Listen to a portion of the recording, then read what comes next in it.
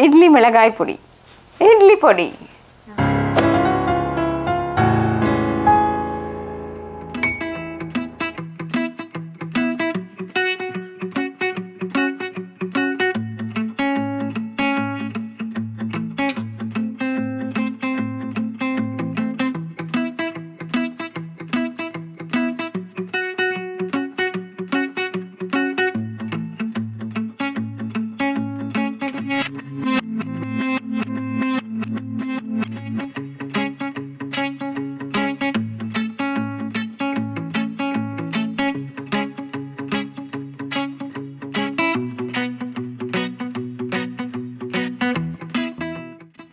எள்ளு போட்டுக்கலாம்.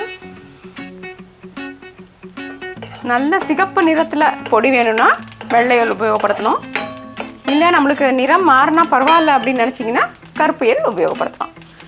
எள்ளு நல்லா பொரிஞ்சிருச்சு. இப்போ நம்ம அடுத்ததாக ஆழை விதைகள் அல்லது ஃப்ளாக்ஸ் சீட் உபயோகப்படுத்தலாம்.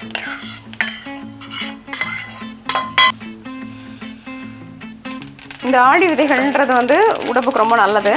அதனால இப்போ நம்ம சேர்த்துக்கிறோம் ஆழி விதைகளை. பார்த்திங்கன்னா போட்டோன்னே அப்படியே பொரிஞ்சு வந்துடும். இது நல்லா இந்த ஆழி விதைகள் வந்து உடம்புக்கு ரொம்பவே நல்லது.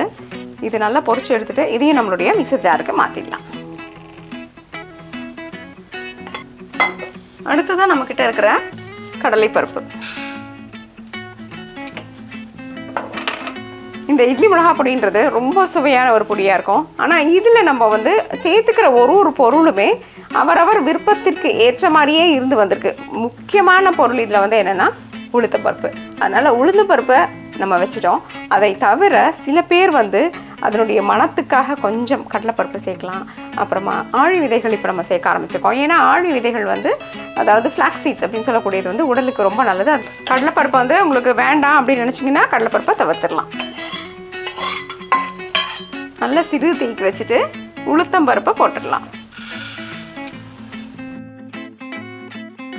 அதாவது சொன்ன மாதிரி இந்த பொடிக்கு எப்படி பண்ணுறோன்னா நம்மளுக்கு விருப்பத்துக்கு ஏற்ற மாதிரி சில விஷயங்களை மாற்றி அமைச்சிக்கலாம்.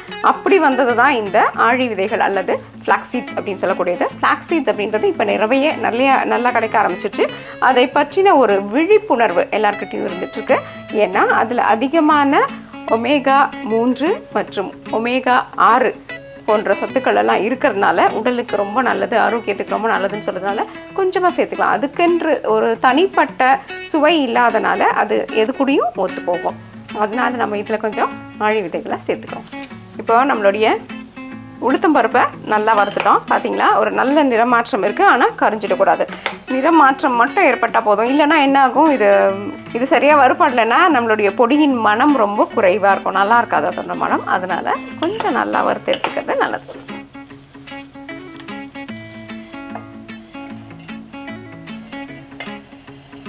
இப்போ அடுத்ததாக மிளகாய் வற்றல். மிளகாய் வற்றல் வந்து நம்ம குடும்பத்தின் காரத்துக்கு ஏற்ற மாதிரி நம்ம போட்டுக்கலாம்.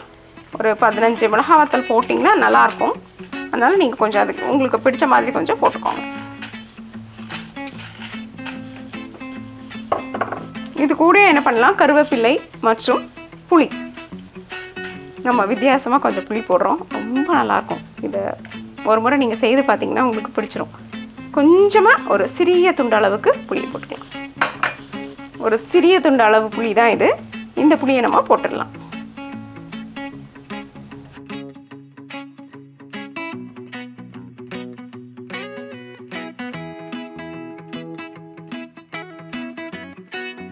இங்கே பாருங்கள், நம்மளுடைய மிளகாய் அழகாக வறுபட்டுருச்சு. இப்போ நம்ம என்ன பண்ணலாம், இது கூட தேவையான அளவு உப்பு சேர்த்து கொஞ்சம் நல்லா ஆற விட்டுட்டு அதுக்கப்புறமா திரிச்சிக்கலாம். ஆற விட்டதுக்கு முன்னாடி நம்ம இதை திரிக்கக்கூடாது. அதனால் கொஞ்சம் ஆறட்டும். ஆறினதுக்கப்புறமா திரித்து எடுக்கலாம். பார்த்தீங்களா, நம்முடைய மிளகாய்த்தூள் ரொம்ப அருமையாக தயாராகிடுச்சு. இந்த இட்லி மிளகா பொடியை நிச்சயமாக நீங்கள் பாருங்கள். இதனுடைய நிறம் வந்து நம்ம சேர்த்துருக்கிற காஷ்மீரத்து மிளகாயினால் இருக்குது. மற்றும் எள்ளை வெள்ளை போட்டிருக்கோம். அருமையான இந்த இட்லி மிளகாய் தூளை நிச்சயமாக செய்து பார்த்து உங்கள் கருத்துக்களை எங்ககிட்ட பகிர்ந்துக்கோங்க. தோசை பீட்சா என்றென்றும் உங்கள் நாவிற்கும் வயிற்றிற்கும் நல்லதொரு சுவை. நன்றி, வணக்கம்.